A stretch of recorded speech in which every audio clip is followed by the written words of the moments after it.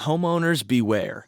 Halloween is just around the corner, and whether you're full of Halloween spirit or you simply don't care for the spooky holiday, it's important that as a homeowner, you keep your property and the people that are passing through it safe on Halloween night. In fact, there are a handful of unusual hazards on Halloween that increase the risk of an incident or loss in which you as a homeowner must file an insurance claim. As an aside, a proper homeowner's insurance policy is something you should already have in place, and we recommend working with a professional independent insurance agent to help with that. If you're uninsured or underinsured, you could be putting your assets and livelihood in serious jeopardy should you experience a loss.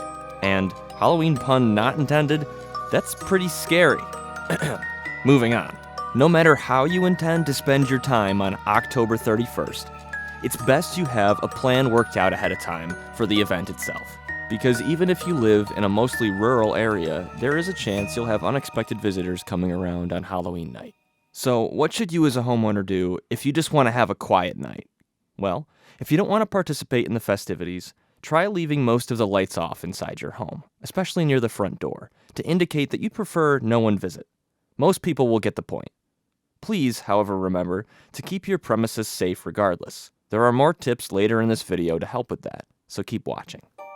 If you intend to be leaving the house that night, perhaps to take the kids on a trick-or-treating adventure of your own, then take the necessary precautions to keep your home safe while you are gone. If no one is sticking around to watch the home, then it is best to lock the house up just in case. In addition, we recommend that you forego most decorations, as they are a general invitation for folks to approach your home on Halloween night. Instead, just leave a dim interior light on to suggest that someone is home, but they are not taking part in the Halloween fun. Conversely, if you plan to stay home but do intend to partake in the festivities, then consider these suggestions. For some folks, decorating their home for Halloween is essential. Halloween lights and other electronic decorations are common for setting the tone during the haunted holiday. Cool, but try testing your lights and decorations prior to Halloween. Over time, cords can get frayed and become a fire hazard. You should safely dispose of any decorations with apparent wiring issues. If any electronic lets off a strange burning smell, gets particularly hot when in use, makes an unusual noise, or emits smoke, then it's probably time to get rid of it. Far too many Halloween horror stories occur at night, when most Halloween celebrations are in full swing and it's more difficult for folks to see. Make sure the pathway to your door is well lit and easy for trick-or-treaters to access. If you're a Halloween fanatic, then decorating your home to look dark and eerie might be your goal. But even so, safety takes precedent.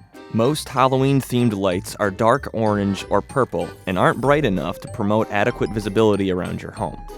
That's why keeping a porch light or some yard lights on in addition to your decorative lighting is very helpful. If you will be using a fog machine or a similar device, only use it as directed and in spaces that are well ventilated. Remember to not overload outlets with endless rows of power strips and plugs, and keep cords out of the walkway to avoid tripping hazards. Jack-o'-lanterns are a classic decoration that are a lot of fun to make. Lighting them up, however, requires some caution. It's recommended that you use battery-operated lights, but if you opt to go the traditional route with candles, make sure you do so safely. Properly carve out your pumpkins prior to illuminating them, and only set them in places that they are not likely to fall or be kicked over. Use small tea lights or well-contained votive-style candles, and keep the flames away from anything that might catch. And remember, if you use plastic pumpkins or paper lanterns, then do not use real candles to light them. Lastly, here are a few more tips that might apply no matter what your plan is on Halloween night. Keep in mind, pets don't generally understand the concept of Halloween. Keep them in a comfortable, secure, and secluded place during the festivities to avoid trouble. Vehicles parked on the street are more accessible. If possible, stow your vehicles in a garage or driveway, so they are less of a target for pranking vandals, which, unfortunately, may be out and about. There are some other potential liability hazards that you ought to try to avoid as well. We already mentioned that you should properly light the pathway for trick-or-treaters if you're handing out candy.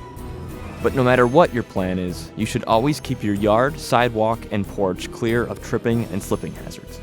Even if kids can see where to go, they don't always use the best judgment when it comes to being cautious. It's easy for children to get excited and miss something in their path, like a potted plant, a dog tie-out, or a forgotten tool left in the yard. Keep things clean to help avoid anyone getting hurt. Crumbling or decaying steps and loose railings can be dangerous too. Repairing these types of hazards is a responsibility that you have as a homeowner, whether or not you allow trick-or-treating at your house. Hopefully you find these tips and suggestions to be of help. If you have any questions about your homeowner's insurance, then contact a professional independent insurance agency like us, Sidle Insurance. We'd be happy to help you. Thanks for watching this video, and have a happy Halloween.